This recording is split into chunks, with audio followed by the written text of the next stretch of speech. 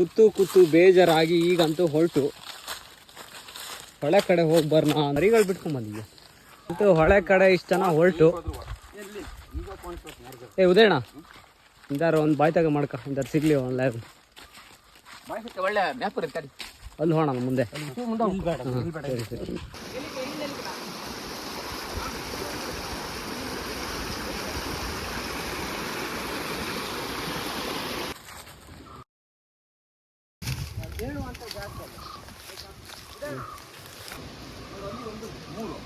ಒಂದು ಬಲೆನಾ ಅಲ್ಲಿಗೆಲ್ಲ ಬಿಡೋಣ, ಇಲ್ಲಂದ್ರೆ ಮ್ಯಾಲ ಬಿಡೋಣ.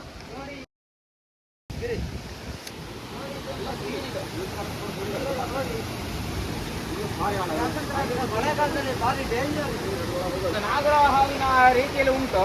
ನೀನ್ ಏನೇನೋ ಹೇಳ್ಬೇಡ. ಇನ್ನು ಒಬ್ಬಿ ಗುಂಡಿ ಅಂತಾನೂ ಹೇಳ್ತಾರೆ. ಬಾರಿ ಹಿಂದಿನ ಪುರಾತನ ಕಾಲದಿಂದ ಬಾರಿ ಒಂದು ಹೆಮ್ಮೆ ವಿಷಯದಲ್ಲಿ ಕಾಣುತ್ತೆ ನೋಡಿ. ಆ ಕಡೆ ಸುತ್ತ ಈ ಕಡೆ ಗುಂಡಿ ಸುಳಿ ಉಂಟು. ಇದು ತಾಳ ಅಲ್ಲ. ಇರ ಇವಾಗ ನಮ್ಮ ಉದಯಣ್ಣ ಹೆಂಗೆ ಇಳಿತಾನೆ ಒಂಚೂರು ವಿಡಿಯೋ ಮಾಡೋ ಅಂತ.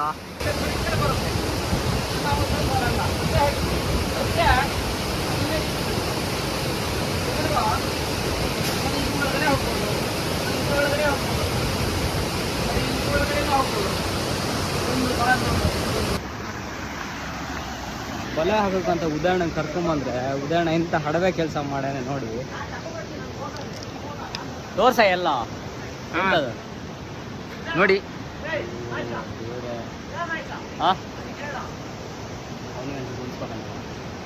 ನಮ್ ಕತ್ತೆ ತೊಳೆ ಕುಡಿದ್ರೆ ಮಿಲ್ಟ್ರಿ ಮ್ಯಾನ್ ತರ ಇರ್ತೀನಿ, ಕುಡಿದಿದ್ರೆ ನಾಲ್ಗೆ ಕೈ ಕಾಲೇ ಆಡೋದಿಲ್ಲ. ದಿನಕ್ಕೆ ಎಷ್ಟು ಕ್ವಾರ್ಟರ್ ಕುಡಿತೀಯ? ಅದಕ್ಕೆ 8-9 ಮನಸ್ನೆನ್ಲ ನೀನು, ನಾನು ಹೆತ್ತ ಮಗನೆನ್ಲ 9.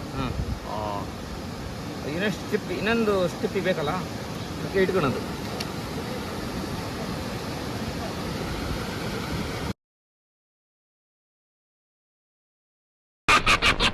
ಎಷ್ಟು ದುಡ್ಡಿನ ಕುಡ್ದಿರ್ಬೋದು ನೀವು? 75 ಲಕ್ಷ ರೂಪಾಯಿ ಆಗಿರ್ಬೋದು ನನ್ನ ದುಡಿಮೆ. ಈಗ ಇನ್ನೊಂದು 25 ಲಕ್ಷ ಉಂಟು, ಅದನ್ನ ಖರ್ಚು ಮಾಡ್ಬೇಕು ಇನ್ನು ನನ್ನ ಎಣ್ಣೆಗೋಸ್ಕರ. ಟೋಟಲ್ 75 ಲಕ್ಷ ಖರ್ಚು ಮಾಡಿದ್ ನಾನು. ಅಲ್ಲ ಮಕ್ಕಳಿದ್ದಾರೆ ಕ್ಯಾಕರ್ಸಿ ಹೊರಗಡೆ ಹೋದ್ರೆ ನಮ್ಗೆ ಅವಮಾನ ತಡೆಯಕ್ಕಾಗ್ತಿಲ್ಲ ನಮ್ಗೆ. ಕೌಶಿಕಣ್ಣಲ್ಲ ಒಂಚೂರು ಬಲೆ ಹಾಕುದೆ ಅಂತ ಸರಿ ಮಾಡ್ತೀಯಾನೆ. ಉದಾಹರಣ ಚೂಪಗಲ್ಲಿ ಕೂತಾನೆ ಮುಟ್ಲಾಗಿರ್ಬೇಕು. ಗಿರೀಶಣ್ಣ ಈ ಪ್ಲೇಸಿಗೆ ಬಂದ್ರಲ್ಲ ಹೆಂಗ ಅನ್ಸ್ತಿದೆ? ಜಾಗಕ್ಕೆ ಇವತ್ತೇ ನೀನ್ ಬಂದಿದ್ದು, ಇಷ್ಟು ದಿನ ಬಿಜಿಯಪ್ಪ ನೀನ್ ಇವಾಗ ಸೆಲೆಬ್ರೇಟ್ ಬಿಡಪ್ಪ. ಬಾರಿ ಎಂತ ಫಸ್ಟ್ ಟೈಮ್ ಬಂದಿದ್ಯಾ ನೀವು? ದಿನ್ನಿ ನೀನ್ ಯಾವಾಗ ಬಂದಿದ್ಯಾ? ಇದೇ ಫಸ್ಟ್ ಅಲ್ಲ? ಹೆಂಗ ಅನ್ಸ್ತುಂಟು? ಮೇನ್ ಗುಂಡಿ ಯಾವ್ದಂತ ಇದ್ರಲ್ಲಿ? ಯಾವ್ದು? ಯಾವ ಗುಂಡಿ? ನೀನ್ ಯಾರ?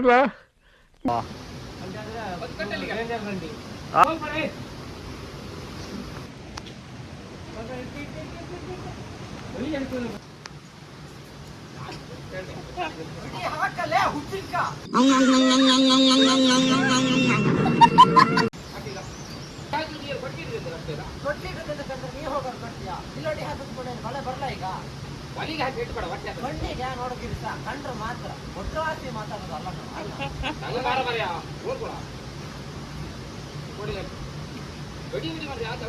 ಬಿಡಿ ಅಲ್ಲ ನಿನ್ನೆ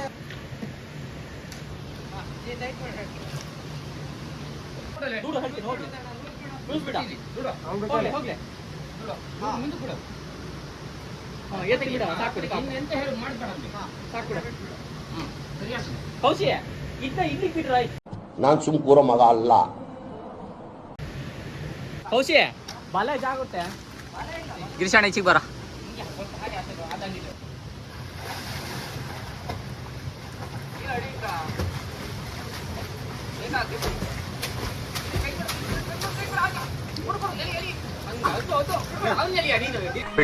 ಬಿಟ್ಬಿಡು ನನ್ನ. ಇಲ್ಲ ನಾನ್ ನಿನ್ ಬಿಡೋದಿಲ್ಲ.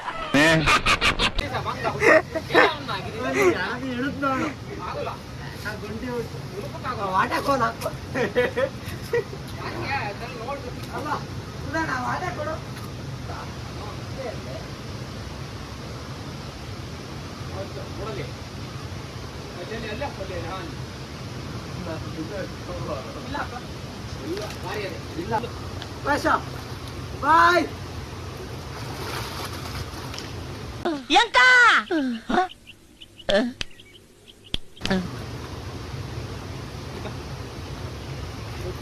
ಕಾಲಲ್ಲಿ ನೆಟ್ಗೆ ಮಾಡೋದಲ್ಲ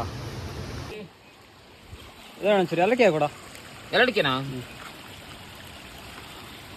ಎಂತ ಆಯ್ತು ನೋಡಿ ನೆಲಕ್ಕೆ ಚಿರತ್ ಎಂತೂ ಇಲ್ಲ ಮಾರೆ ಮತ್ತೆ ಬರೀ ಸುಣ್ಣ ಬಿಟ್ರೆ ಮತ್ತೆ ಎಂತ ಇಲ್ಲಲ್ಲೋ ಆ ಹಸಿ ಅಡಿಕೆ ಹಸಿ ಅಡಿಕೆ ದೇವ್ರೇ ಹಾಗೆ ಸೊಪ್ಪು ಕಲ್ಲಿ ಕಲ್ಲಿ ಏನು ಕಾಲಿ ಕಾಲಿ ಜಾಲಿ ಜಾಲಿ ಕಾಲಿ ಕಾಲಿ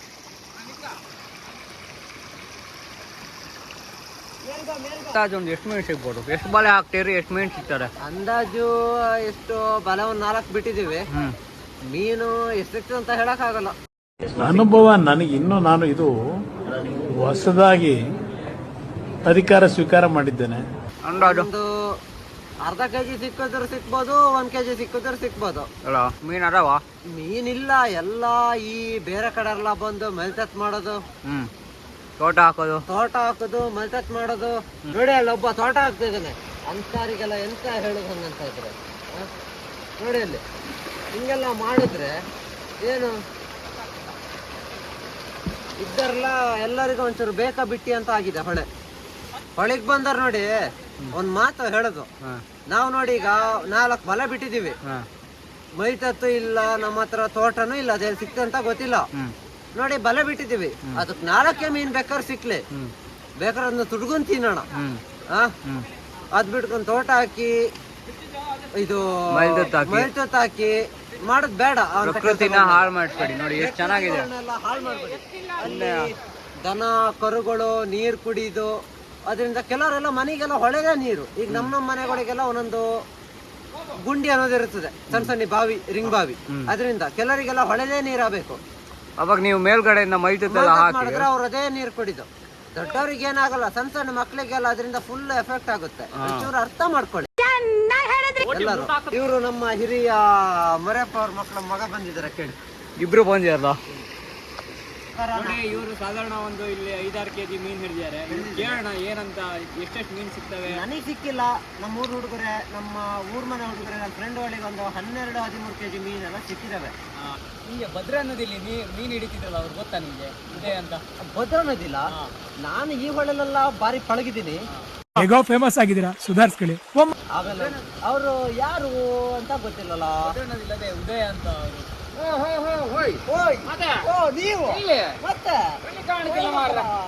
ವಾತಾವರಣ ನಿಂದರ್ಶನ ಆಗೋಯ್ತಲ್ಲಪ್ಪ, ಇನ್ ನನ್ ಬದುಕಾದಂಗೆ. ಎಂತ ಮಾರ್ರಿ, ಇಲ್ಲೆಲ್ಲಿದೆ ನಮ್ಮ ಹೊಳೆಗೆ ಬಂದಿರಲ್ಲ.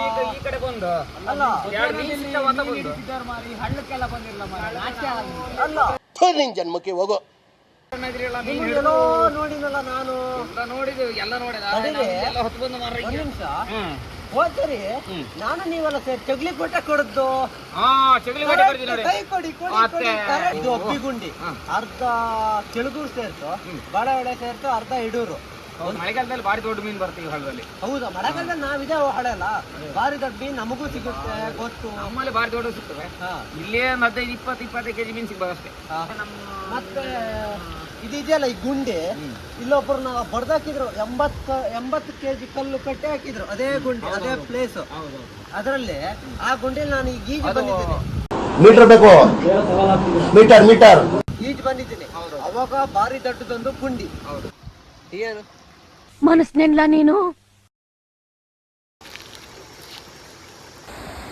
ಇಳಿಯ ವಿಡಿಯೋ ಮಾಡ.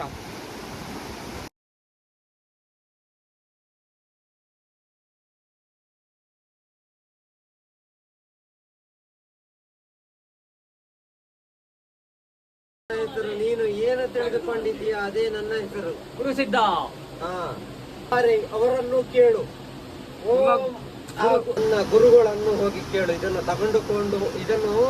ತೆಗೆದುಕೊಂಡು ಹೋಗಿ, ಇದೊಂದು ತುಂಗ, ಭದ್ರಾ, ಯಮುನಾ ಅಂತ ಒಂದು ನದಿಯನ್ನು ದಾಟಿ ಹೋಗುವಾಗ ನಿನಗೆ ಅಪಾಯ ಇರಬಹುದು, ಅದಕ್ಕೆ ಇದನ್ನು ಕೊಟ್ಟಿದ್ದೇನೆ, ಹೋಗು. ನನ್ನ ಗುರು ಇರುವ ಜಾಗ 1900 ಕಿಲೋಮೀಟರ್ ಇದೆ.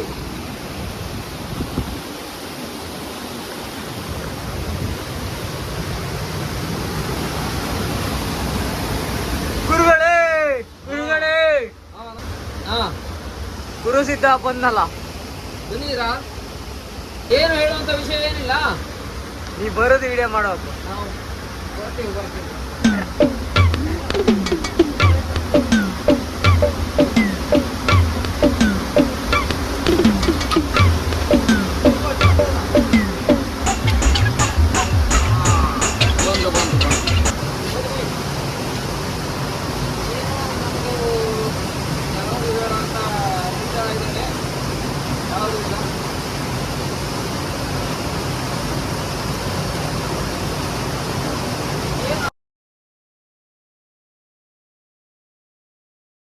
ಆತು, ಬಲೆ ಹಾಕಿ ಆತು. ಈಗ ತಗೊಂಡು ಹೋಗ್ಕೊಂಡ ಬಂದಿದ್ವಿ.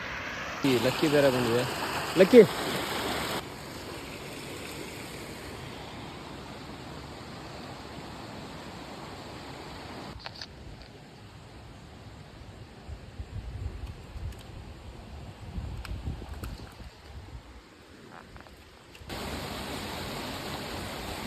ಬೆಳಿಗ್ಗೆ ಅಷ್ಟು ಮೀನು ಸಿಗ್ತದೆ, ಇಷ್ಟು ಮೀನು ಸಿಗ್ತದೆ ಅಂತ. ಈಗ ನೋಡು ತೋರಿಸ್ತೀನಿ ಎಷ್ಟು ಮೀನು ಸಿಕ್ಕ್ಯಾವೆ ಅಂತ. ಅಲ್ಲ ಕಣ, ಎಷ್ಟು ಮೀನು ಸಿಕ್ತಾ? 8. ಹಾಂ, ಎಷ್ಟು ಮೀನು ಸಿಕ್ತ? 8. ಹಾಂ, ಒಳ್ಳೆ ಸೈಜ್ ಇರೋ ಮೀನು ಸಿಕ್ಕಿದೆ. ಆದರೆ ಎಂತ ಮಾಡೋದು, ಇರೋದೇ 8 ಮೀನು.